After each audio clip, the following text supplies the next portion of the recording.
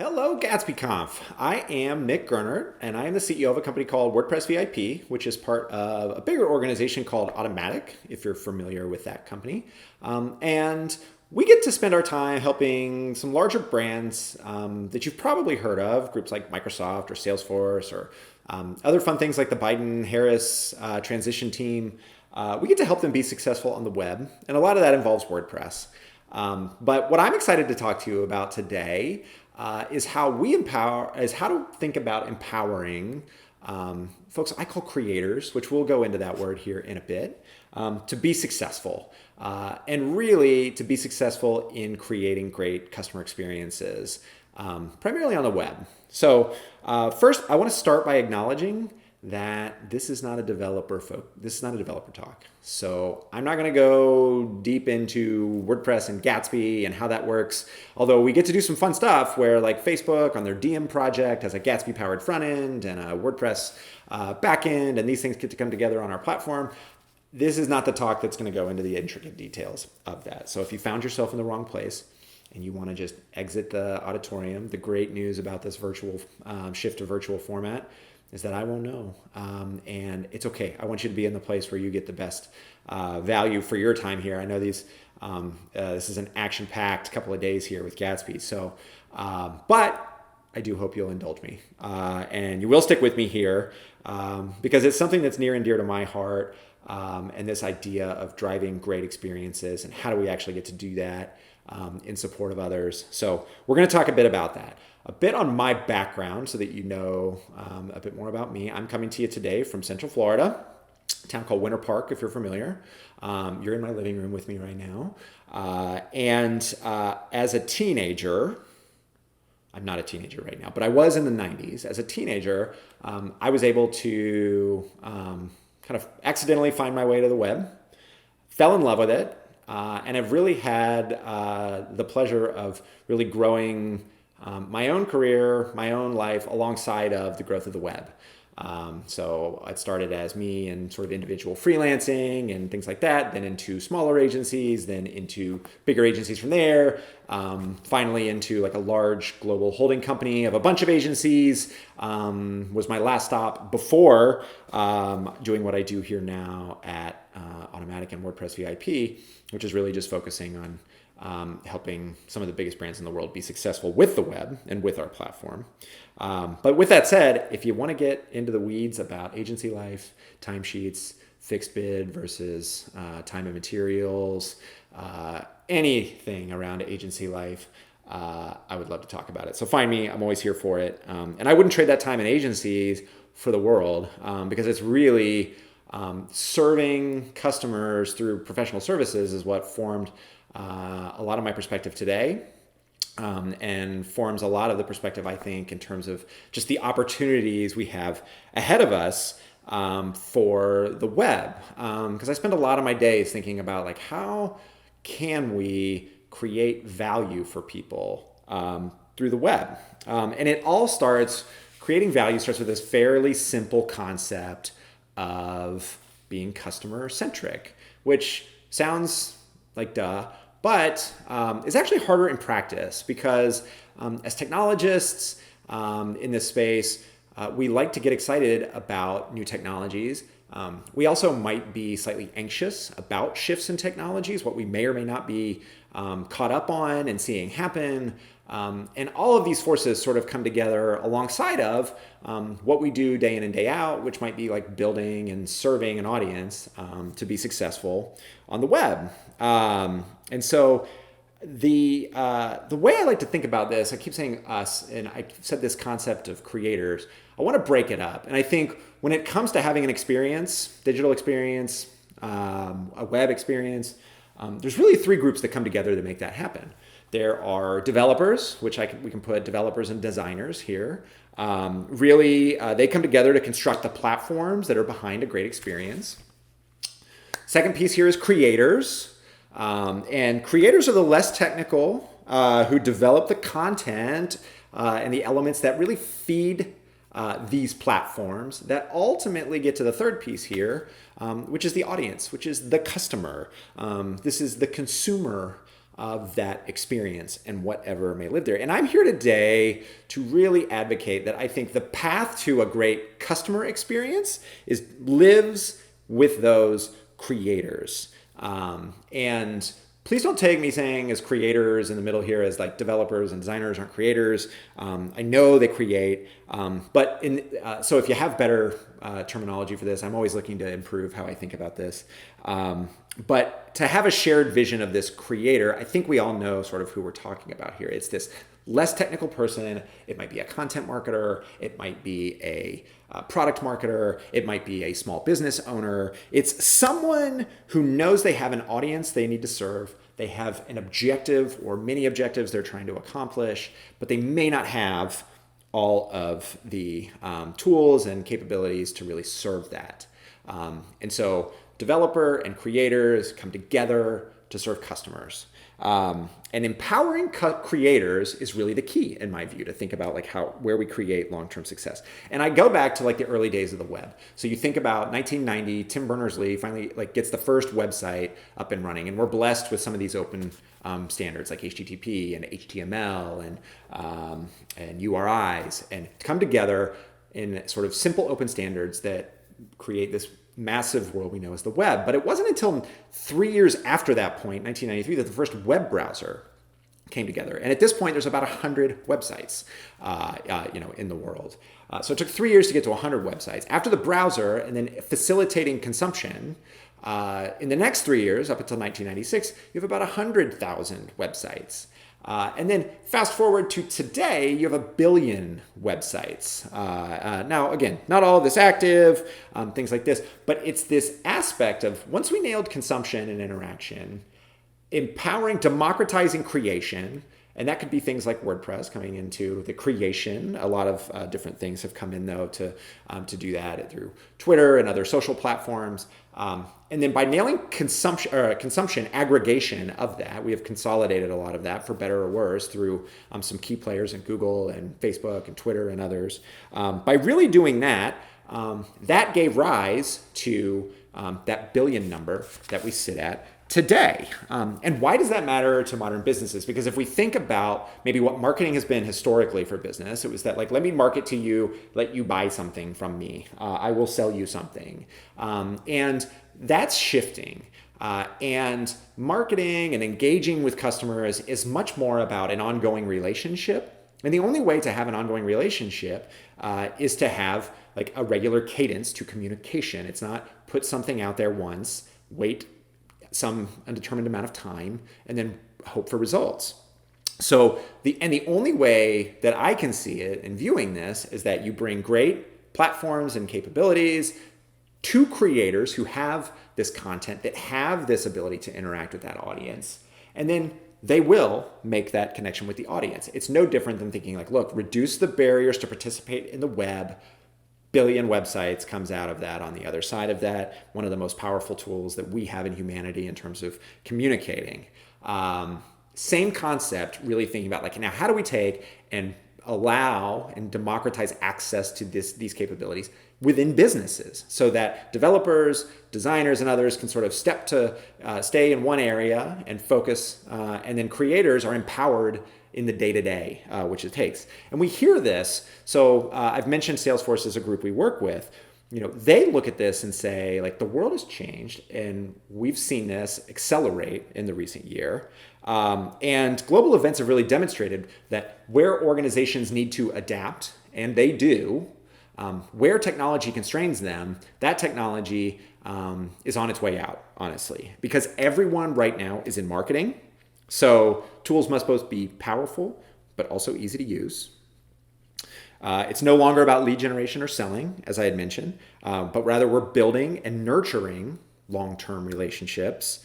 And then nurturing is thinking about engagement and thinking about engagement over a long period of time. Only 4% of B2B businesses right now even have an ability to measure impact beyond 6 months. And when we think about creating not just one point in time with a customer, but really this holistic view of how we continue to interact with customers day in and day out to build trust, to educate, to make them better at their jobs. When we look at that, that really comes to like needing long term. And thinking that maybe something I did today actually is having an impact a year from now. And we need to be able to see that in aggregate. And right now, organizations can't do that. 4% of businesses can even look beyond that point. So going back to this, like developers have an immense responsibility to empower these creators, because those creators are going to create those engaging and long-lasting relationships.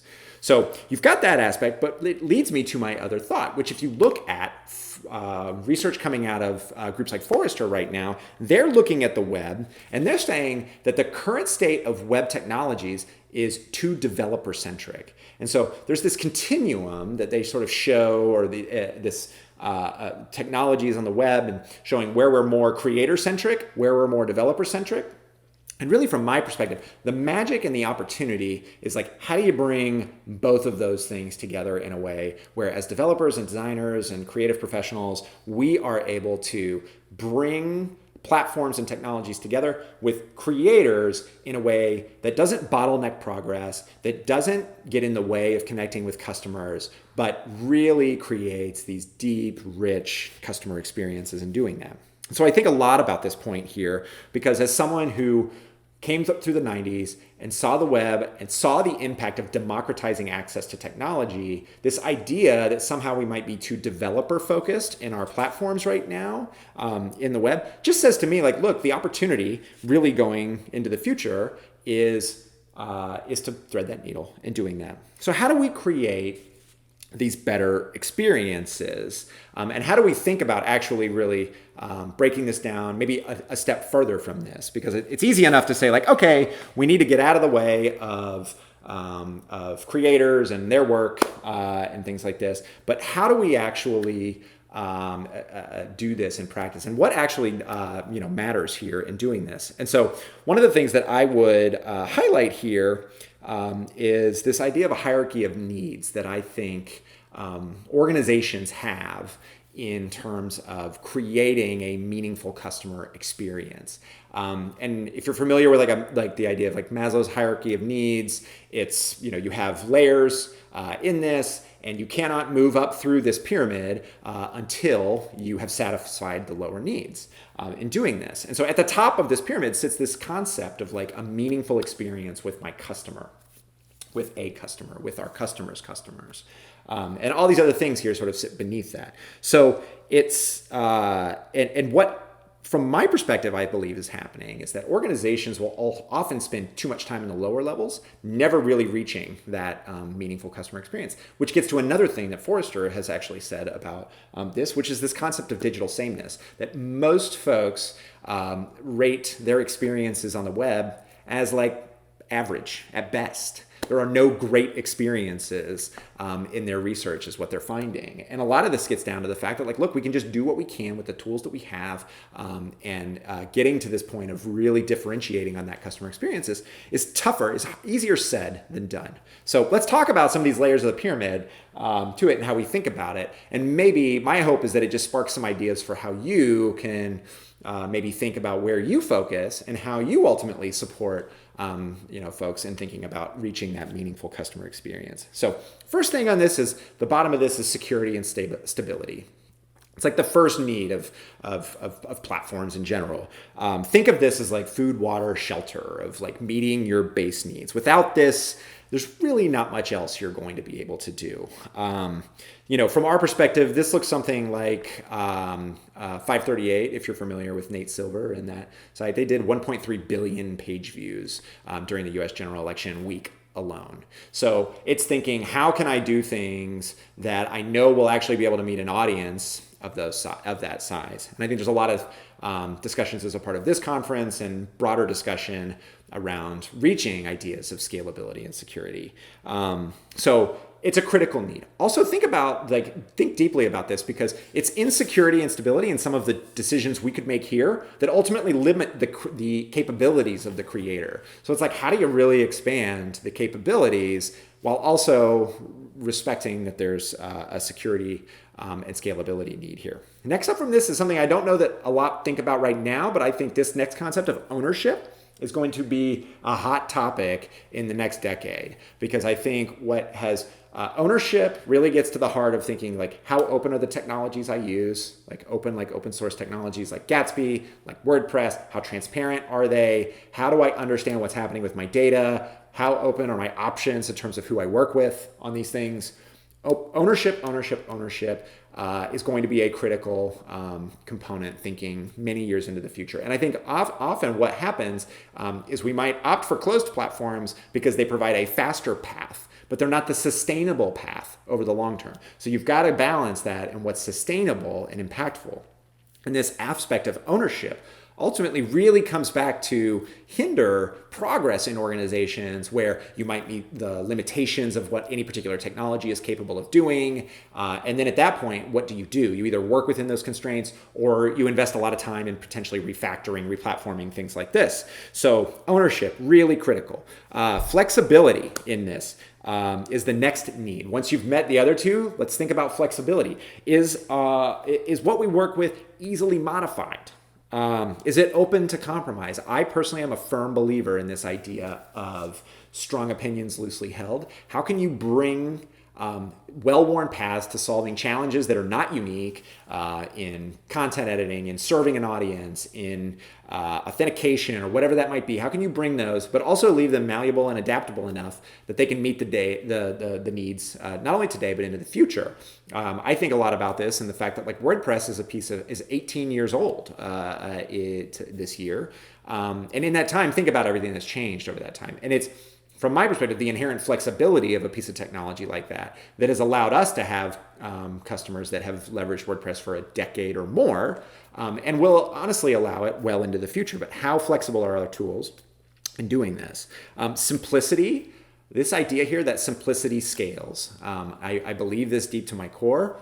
How do you bring together technologies? I think we're in a wonderful place in the web and in technology in general, where we have very specialized capabilities and technologies.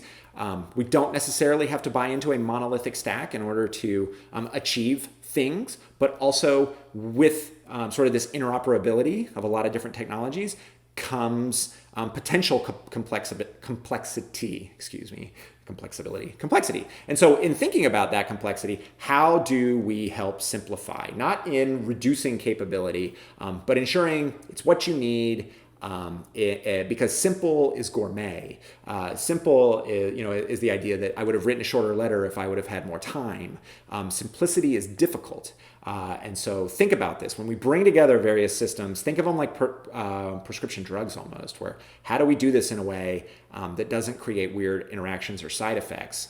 We have an opportunity as professionals to help navigate and make this all better here. But simplicity scales in something. And then this last piece here, right before you can actually still serve, like think about your own customers' experiences, are the technologies you're using agile? Are you able to provide an agile solution that is able to understand what's happening and then move quickly? So this is different than flexibility. Don't conflate agility and flexibility. Like agility is like, I see a situation that's happening and now I need to adapt, and I'm able to adapt quickly and in a way that does not sacrifice on my overall outcomes and objectives as a business. This is really difficult in practice, and it's often an area that we've seen and that I think we've all experienced in the last year is where am I constrained by agility in platforms? Our customer, again, when I'm talking about Salesforce and thinking about what that business has had to adapt to in moving from an organization that relied heavily on online as well as offline interactions with customers, and thinking that's all moved entirely online. That is not unique to an organization like that. That is every business now. And while that may shift, here as things change in this current situation, the reality is, as we look into the future, the technologies that could not quickly adapt are the first to now be replaced in this. And that agility has never been more important, moving quickly. So think about that as that last thing that you really need to achieve before you get to this last piece here of really focusing on building that meaningful customer experience. I know I mentioned earlier, like the Biden-Harris transition team, this is a group that went from a general election not knowing who the winner was, to kind of knowing who the winner was, to knowing who the winner was, but not fully being recognized as that, to then getting recognition and then needing to transition that into being in the White House. This is a group that took a digital platform, took their website and went from splash page to policy and agenda to the full administration now, and did that in a period of about 6 weeks, and needed to do that in a way that empowered a lot of creation around this and tools on this. This is not possible in the current status quo, or not in the what historically has been the status quo. And that's really the opportunity looking ahead: is how do we take open technologies, flexible technologies, simple technologies, and empower these creators? How do we think deeply about who this less technical person is potentially, what they're trying to achieve for their customer, and how do we empower them? So I hope that's somewhat helpful for you. I'm really open to any questions you all might have. I really appreciate even getting to be a part of this event like this. I think any group that's focusing on pushing the open web and really its ideal and its capabilities is a good friend of mine. And I would like to just think, how do we do this in a way, though, that also really keeps in mind that there's a less technical user, that we need to democratize connections to our customer. And by doing that, we as customers get better experiences out of this, and everyone better succeeds through this. So thank you so much for the time here today. I hope you found something valuable in it. Please ask me any questions you might have now in the Q&A, or we can catch up. You can find me on Twitter. I'm at Nick Gernert there. I hope you have a great rest of the conference. Thanks again.